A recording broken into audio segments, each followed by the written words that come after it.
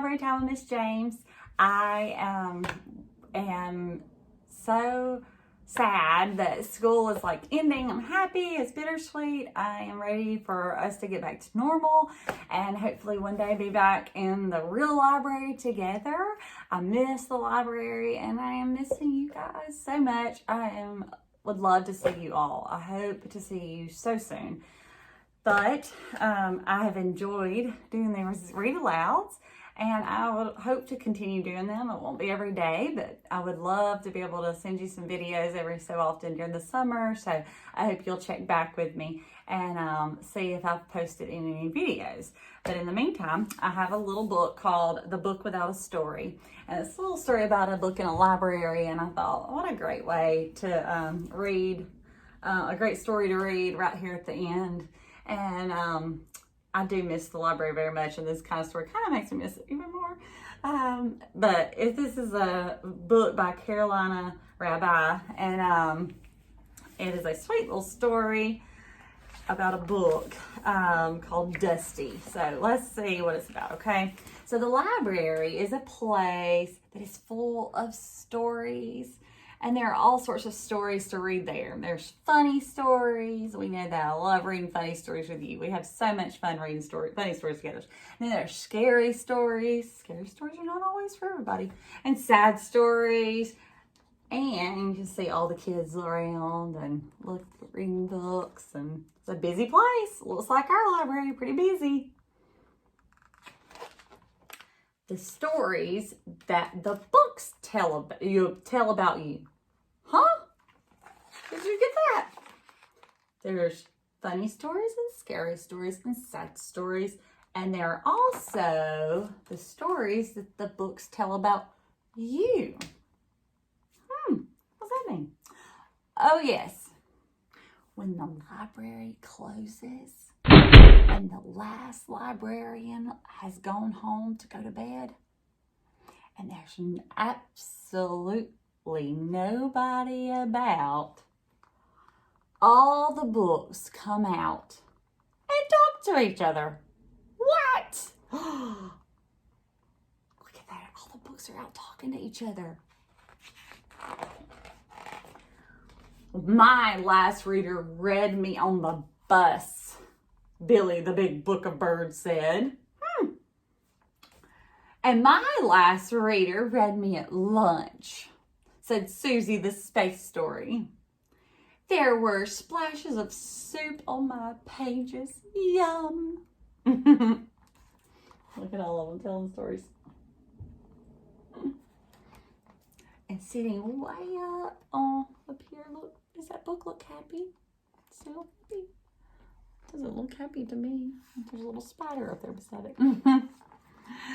Oh, on the highest shelf in the library, Dusty sighed sadly. Oh, they put me up here when I arrived, so no one has ever read me. I don't even know what kind of book I am. Oh, poor guy. There's a girl called Sophie who comes in here all the time. She would love to read to you, said Marta, the book of math puzzles. But how will she see me if I'm all the way up here, said Dusty. Leave that up to me, said Paul, the pop-up book of Paris.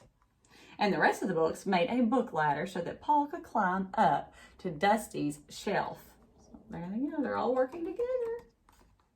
And look, Dusty's pulling Paul up. I like Paul's mustache. You see it? The next morning, Sophie came into the library with her dad and her little brother, Jake. As she was passing under Dusty's shelf, Paul opened his Eiffel Tower pages and popped Dusty off. Good luck, he said. He gave him a wink. Down Dusty tumbled until he landed on the floor, right in front of Sophie. Perfect. She picked Dusty up. Good. The plan's working out, right? And she was just about to open him when she saw her friend Layla. So instead, Sophie put Dusty on a table and ran over to say hello to her friend. Oh man, it was going so good, and then right there at the end. All right, well, bless my bookmarks. Oh, I think that's gonna be my new saying. Bless my bookmarks. Okay, said Billy. How are we gonna help him? We can't, said Susie. No one must ever see us move.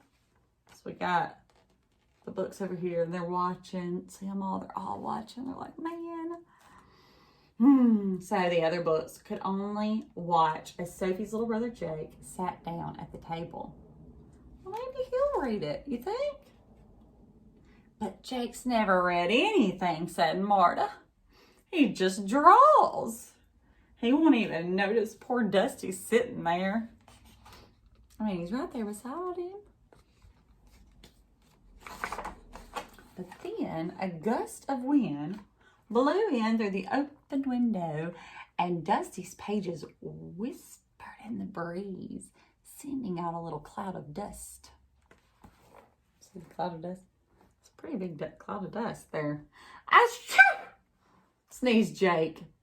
And he looked over at Dusty, and there was a big picture of a dinosaur, just like the one he was drawing. So Jake pulled Dusty over and looked at the cover, and then he turned the page and saw another dinosaur picture, and then another, and then Dusty was full of dinosaur pages. And next to each picture, there was words about the dinosaurs. His favorite thing in the whole world. So he loves dinosaurs, and now he's found a book all about dinosaurs, telling him more information about them. What did he think was in books? I mean, crazy. Okay, so Jake started to read, and the more he read, the more the hot, jungly dinosaur world of Dusty the Book of Dinosaurs grew inside his head. So Jake's seeing all this world in his head, because that's what you get to do when you are reading a story or reading a chapter book or something. You can just get you get in the world of the book, and you can just see it and envision it the way you want it to be. It's amazing what you can do. You can have this whole movie in your head. So cool. He was still reading when Dad said it was time to leave, but Jake didn't want to leave. He wanted to keep on reading. So the librarian explained to him that he could borrow the book and take it home with him. How exciting. Jake read Dusty all the way home. And when he finished the book, he started all over again. How many times have you done that with a book? I have too. And when his friends came over to play, Jake told them all about the Book of Dinosaurs. And he told all of Sophie's friends too, and all his mom and dad's friends too. He was really excited about this story, wasn't he? Huh. And when Jake brought Dusty back to the library the following week, all the other books wanted to know about his adventure. Did he read you on the bus? Asked Billy. Well, he read me in the car, and at the kitchen table, and in the bath, and secretly at night, said Dusty. See, he's supposed to be asleep, but he's got his flashlight out, and he's reading in the dark. Look at all the books sitting around, letting Dusty tell him about it. I'm so happy for Dusty. And then he shared me with his friends. It was so much fun. I wonder if anyone else will ever want to read with me. Well, just look, whispered Marta. So Dusty did. I wonder what they're talking about. And when he looked, you know what he saw? Everyone wanted to read about Dusty. And you know why? Look right here. Book of the Month. He became Book of the Month. And so everybody wanted to know about him. wearing it all about Dusty. So look at all these people trying to check him out. And look at his good friend Marta. The math book, the puzzle of math. Look, over here, sticking out. Watch, she's so happy for him. That makes me happy. He's happy for his friend. Yay! Wouldn't that be neat? Like, all the books came alive at the end of the night after I go home, and then they talk about who checked them out, and that'd be so neat. But it's a cool imagination to have about stories and stuff. But it really is a great thing to read, and I hope that you will always read and find something that you're interested in. Because sometimes people are like, oh, I don't want to read, but I promise, if you find something that's good and that interests you, you won't want to put the book down. And I just know that I love reading to you, so I hope that I can always read to you, and I will continue sending videos and of me reading library books and sharing books with you, some of my favorites or some new ones that I get.